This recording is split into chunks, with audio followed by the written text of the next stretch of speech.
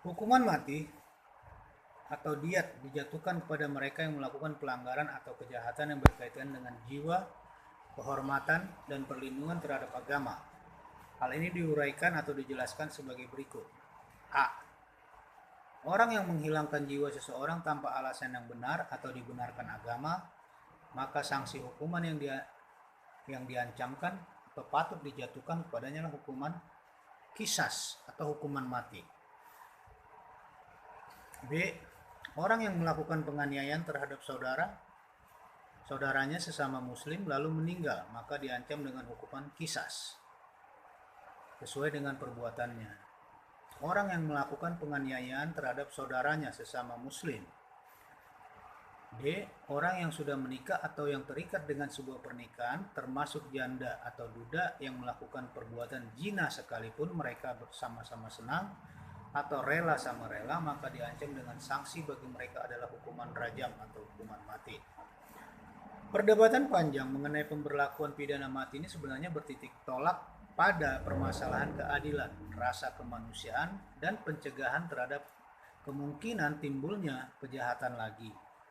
Alasan pakar yang menentang adanya penjatuhan pidana mati terhadap pelaku tindak pidana pembunuhan adalah karena alasan kemanusiaan.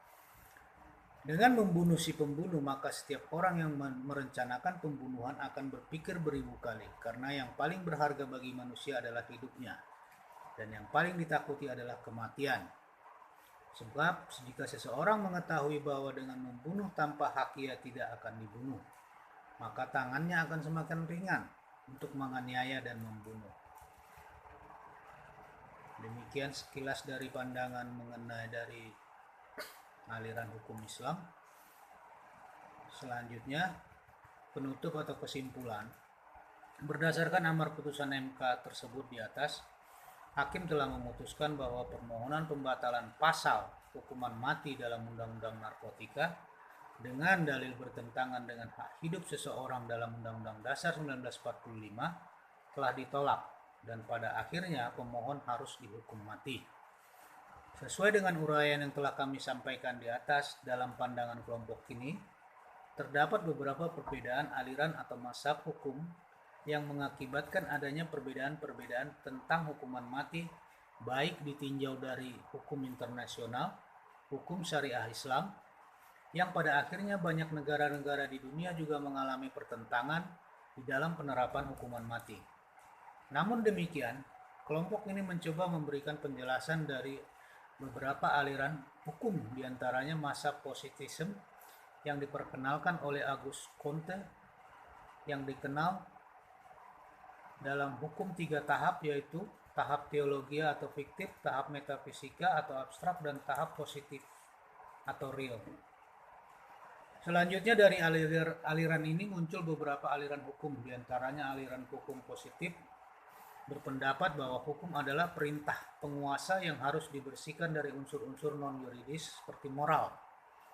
Bahkan aliran legisme, sempalan positisme, berpendapat lebih ekstrim lagi, yang menyebutkan bahwa hukum identik dengan undang-undang, atau aliran positisme terbagi dua, yakni analytical jurisprudence atau positif analis yang dipelopori oleh John August Austin, dan aliran Rechtslehre, hukuman murni, yang dipelopori oleh Hans Kelsen. Mengapa Hans Kelsen menyebut hukum harus murni? Karena hukum harus dibersihkan dari analisis-analisis non-yuridis seperti moral, politik, sosial, ekonomi, di mana semua ini juga sampai mempengaruhi pembuatan undang-undang, bahwa orang tidak boleh dihukum karena tidak ada undang-undang. Inti ajaran John Austin, hukum adalah perintah dari penguasa negara. Hukum positif mempunyai 4 unsur, yakni perintah dari yang berdaulat, sanksi, kedaulatan, dan kedaulatan. Nah, perintah yang berdaulat, kewajiban, sanksi, dan kedaulatan. Teori hukum murni bahwa hukum harus dibersihkan dari analisa non-yuridis, pengertian non-yuridis bahwa tidak ada kaitan dengan unsur etis, sosiologis, politis, dan filosofis. Jadi harus murni yuridis normatif yang bersih dari hal-hal yang menyangkut baik buruk nilai-nilai yang tumbuh dan berkembang dalam masyarakat. 2. Pandangan Kelsen yang kedua tentang rule of law atau penegakan hukum. A. Hukum ditegakkan demi kepastian.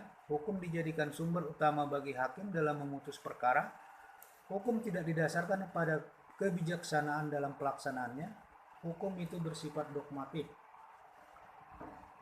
Pandangan yang ketiga, yakni Stephen Bout-Reitz, bahwa hukum itu bersifat hierarkis.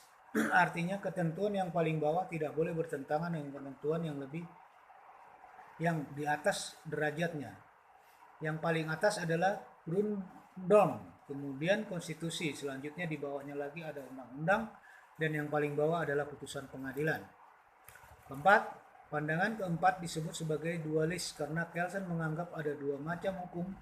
Yang pertama, das Sollen, mengenai apa yang seharusnya, dan das Sein, sebagai apa yang senyatanya sebagai pengaruh Grundnorm atau politik hukum. Inti ajaran Kelsen adalah ajaran disebut murni karena berpendapat bahwa hukum harus dibersihkan dari unsur-unsur non-yuridis, dan seterusnya. B. Hukum adalah suatu sistem yang terdiri dari susunan norma berbentuk piramida.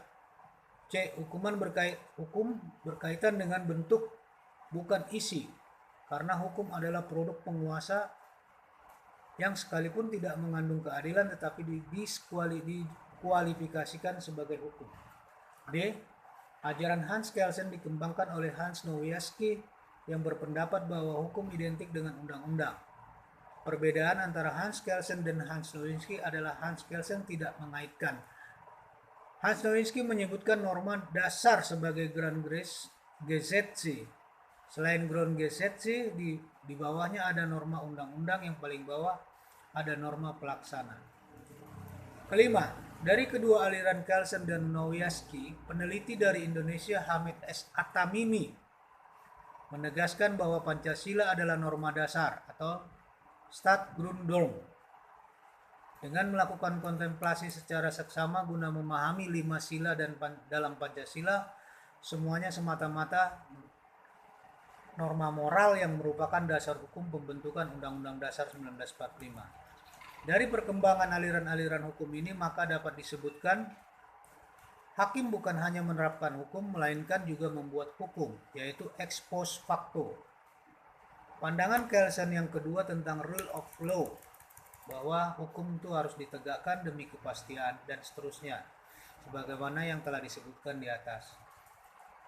Bahwa pembentuk undang-undang merupakan kesepakatan stakeholder atas nama rakyat, maka pengenaan hukuman mati dalam undang-undang narkotik dipandang tidak bertentangan dengan aliran hukum yang ada, serta tujuan hukum itu sendiri untuk melindungi dan mencerdaskan kehidupan bangsa.